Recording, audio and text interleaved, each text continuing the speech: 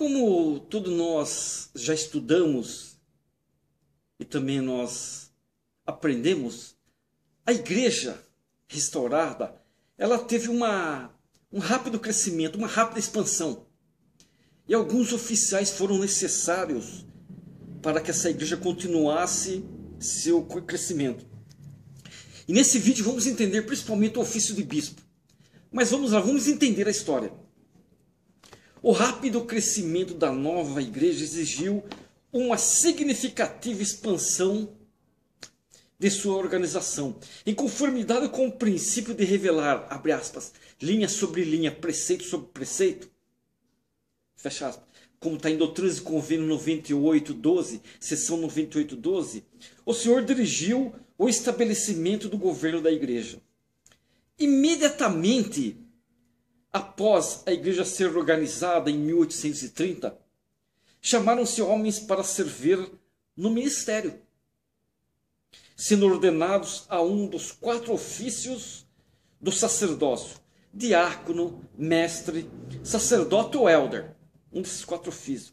Outros ofícios do sacerdócio seriam acrescentados no ano seguinte.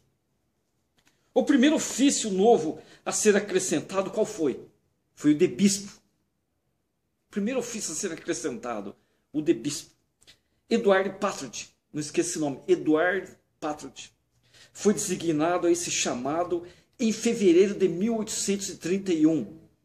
Podemos ler isso em Doutrinas e Convênio, na seção 41.9.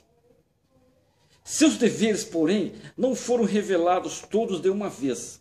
As primeiras revelações referentes ao ofício de bispo deram-lhe a responsabilidade de implementar a lei da consagração.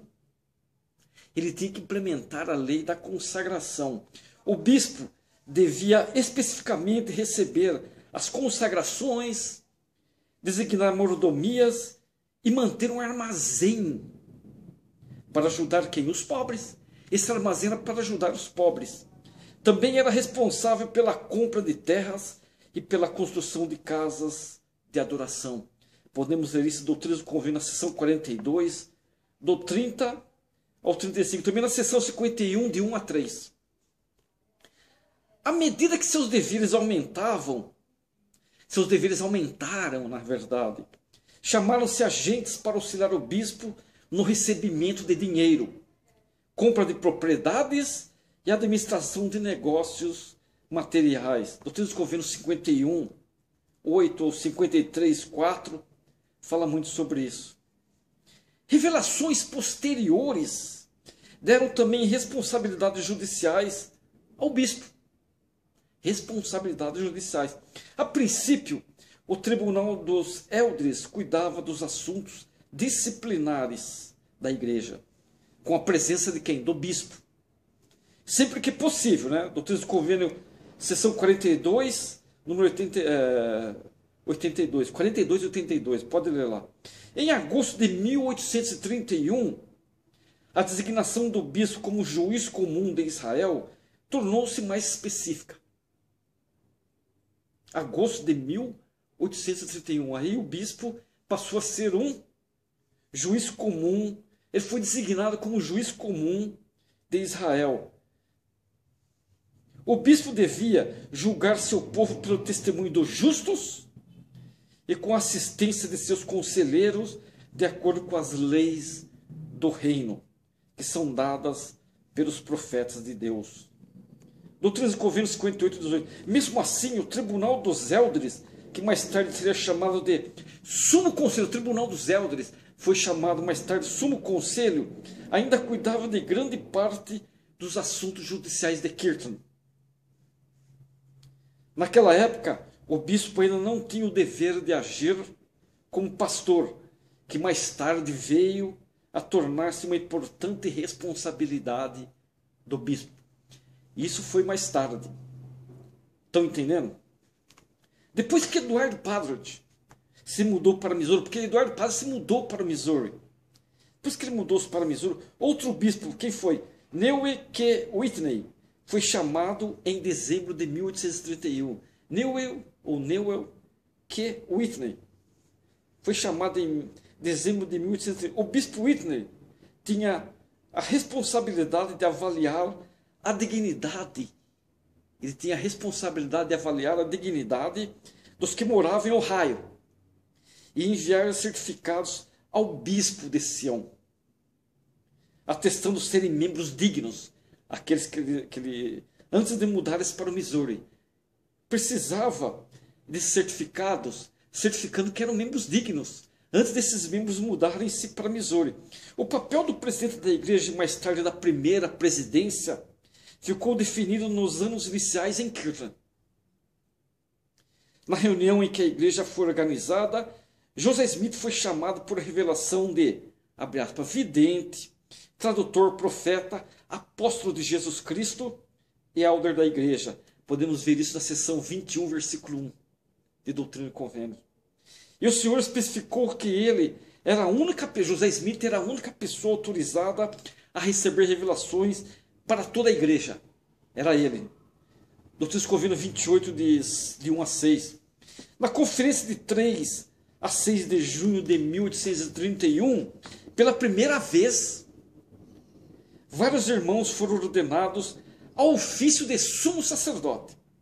Mais tarde, em 25 de janeiro de 1832, na conferência de Amherst, Ohio, José Smith foi ordenado, abre aspas, presidente do sumo sacerdócio, fecha aspas, ponto. José Smith presidiu a igreja por quase 2 anos, sem o que? Sem seus conselheiros, sem ter conselheiros, ele presidiu. No início de março de 1832, ele foi autorizado pela primeira vez a indicar conselheiros. Não podia ser sozinho, tinha que ter conselheiros.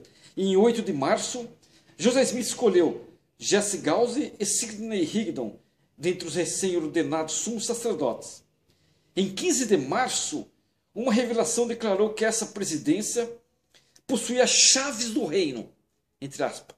Essa presidência possuía as chaves do reino. Doutrina e Convênios 81, 2. Jesse Gause, como tem uma revelação sobre ele, afastou-se da igreja em 1832, vocês sabiam?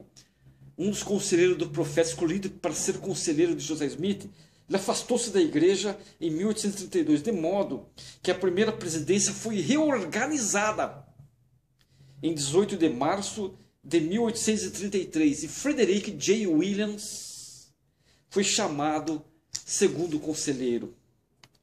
O chamado do patriarca da igreja era uma das responsabilidades de José Smith. Frequentemente as pessoas queriam que ele pedisse uma revelação particular ao Senhor. Mas com o crescimento da igreja, essa tarefa tornou-se impossível. Em 18 de dezembro de 1833, enquanto José Smith abençoava a sua família, o profeta foi inspirado a ordenar seu pai como o primeiro patriarca da igreja, José Smith Sr., o primeiro patriarca da igreja. A primeira estaca de Sião, a primeira estaca, foi organizada em Kirtland. Vocês sabiam? A primeira estaca de Sião foi organizada em Kirtland, em 17 de fevereiro de 1834. Inicialmente, os 3 membros da primeira presidência foram designados para servir como a presidência da estaca. Com a organização do Sumo Conselho de Kirtland na mesma época, estabeleceu-se uma segunda instância judicial na igreja. De acordo com as atas, o propósito do Sumo Conselho era, abre aspas, resolver as dificuldades importantes que surgissem na igreja e que não pudessem ser resolvidas pela igreja ou pelo conselho do bispo. Podemos abrir em Doutrina e Convênios na seção 102, versículo 2. Vocês entenderam? Espero agora no terceiro vídeo falar um pouco mais sobre algumas revelações doutrinárias. Espero que esse vídeo ajude vocês a entenderem mais. Obrigado.